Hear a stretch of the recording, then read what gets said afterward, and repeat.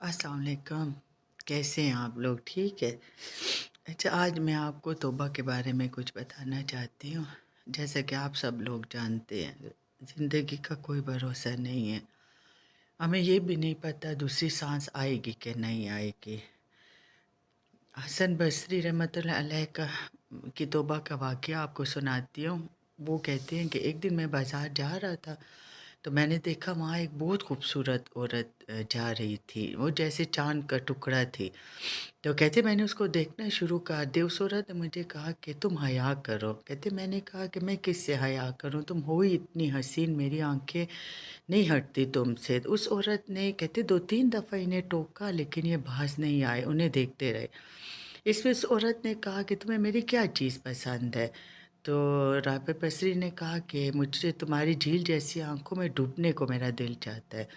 तो उस औरत ने कहा कि अच्छा आप रुकिए, थोड़ी देर इंतज़ार करें। वो घर गई, थोड़ी देर बाद उसकी जो ख़ादमा थी वो एक तश्तरी लाई ना, तो राबिया बसरी को दी। कहती जब खोला, उसको कपड़ा हटाया तो उसके अंदर इसकी 2 आँखें थी।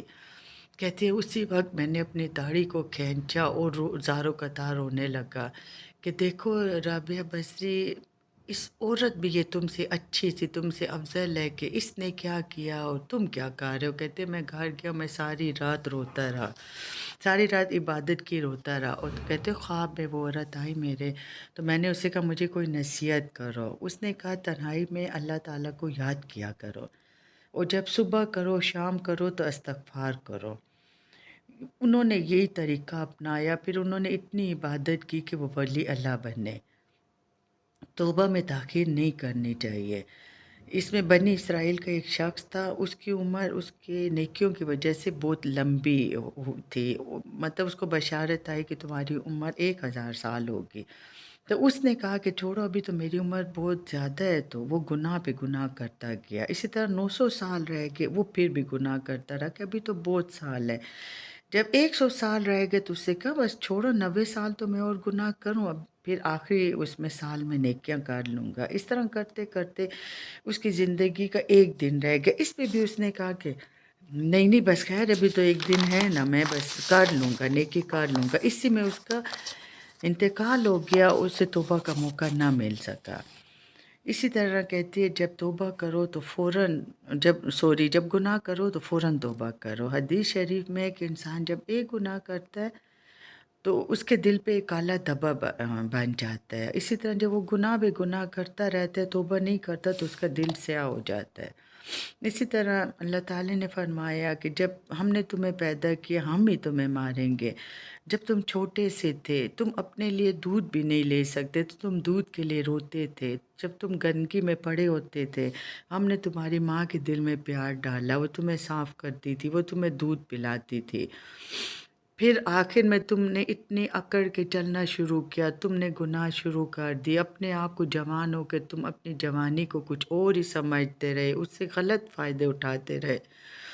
फिर एक वक़्त आया कि तुम्हें फ़ालिज हो गया। कुछ दिन तो लोग खिदमत करते हैं, आखिर वो भी तंग हो जाते हैं, कोई किसी का कितना करेगा। इस पे अल्लाह ताला ने कहा अगर हम तुम्हें मौत ना देते तो तुम कहाँ जाते?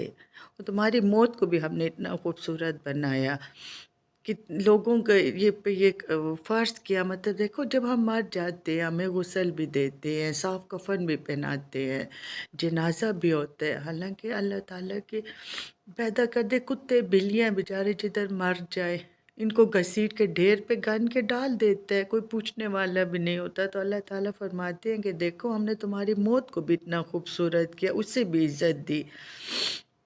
4 कंधों पे तुम जाते हो कब्र तक। तो बस तौबा कर लिया करो, तौबा में क्या है?